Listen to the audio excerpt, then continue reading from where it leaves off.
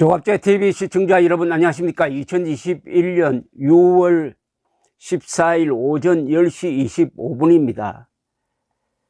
내일을 준비하는 대한민국은 숭고한 희생과 헌신을 잊지 않겠습니다. 이는 이준석 국민의힘 신임 당대표가 오늘 오전에 처음으로 공식 일정을 차지했는데 국립대전현충원을 찾았습니다. 그리고 방명록에 쓴 글입니다. 내일을 준비하는 대한민국은 숭고한 희생과 헌신을 잊지 않겠습니다.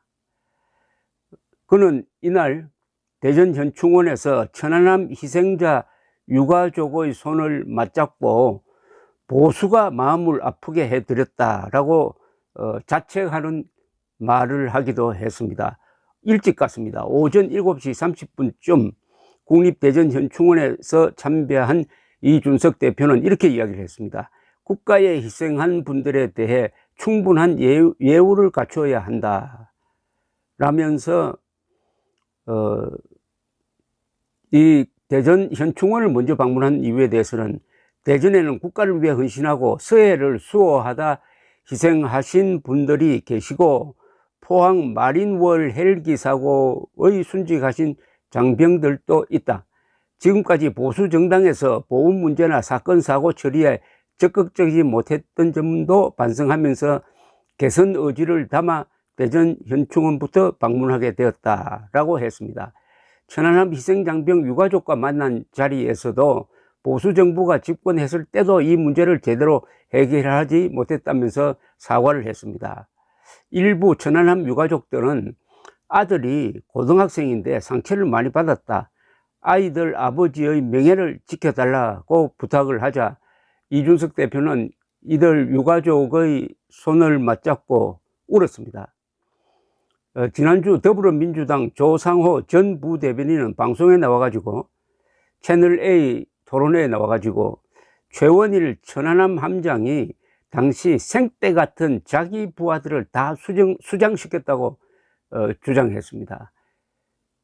북한 노동당 정권이 수장시킨 그 책임을 최원일 함장, 피해자인 최원일 함장에게 떠넘기는 이 말이 많은 분노를 일으켰는데, 이때 서울 휘문고 교사 정모 씨도 페이스북에 천안함이 무슨 벼슬이냐라는 욕설을 써 올리기도 했습니다. 이 대표는 이 같은 보훈자 조롱 행태에 대해서는 이런 이야기를 했습니다. 최원일 함장이 민주당 송영길 대표에게 제명 등의 조치를 요구한 걸로 안다. 앞으로 민주당에서 다시는 국가를 위해 희생하신 분들의 마음을 아프지 않게 하도록 엄중하게 조치해달라고 했습니다. 저희 당에서도 비슷한 일이 있으면 엄중하게 하겠다라고 이야기를 했습니다. 이 경선이 한참 진행 중일 때인 지난 9일 이준석 당시 당대표 후보는 국방부 앞에 이 천안함 생존 장병들이 시위를 할 때 거기 같이 참여를 했습니다. 유가족들과 만나가지고 아직도 11년 전 트라우마에 치료비도 스스로 부담하는 분들이 있는데 이렇게까지 모욕해야 하는가라고 말하면서 눈물을 흘리기도 했고, 그 장면이 사진에 찍히기도 했습니다. 이 대표는 과거 민주당보다는 현재의 문재인 정부가 진일보한 모습을 보였지만 아직까지도 천안함 생존 장병이라든지 보훈 문제는 완벽하게 처리되지 않았다. 국가를 위해 희생하신 분들께 협조할 만한 합당한 대우를 하는 것이 중요하다라고 했습니다. 이 대전 국립현충원에는 천안함 희생 장병, 전사장병이죠. 46명이 잠들어 계시고 제2연평해전, 연평도 포격, 도발 등으로 희생된 서해 수호 용사 55인의 묘역이 조성되어 있습니다.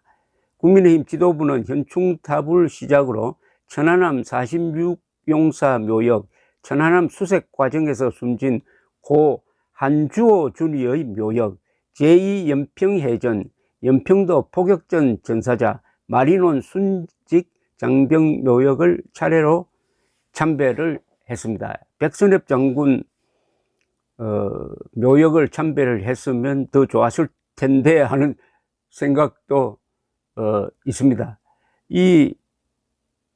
이준석 대표가 쓴 내일을 준비하는 대한민국은 숭고한 희생과 헌신을 잊지 않겠습니다 하는 이 말은 윤석열 전 총장이 지난 6월 5일 서울에 있는 국립현충원을 방문해서 썼던 글과 맥락을 같이 하네요.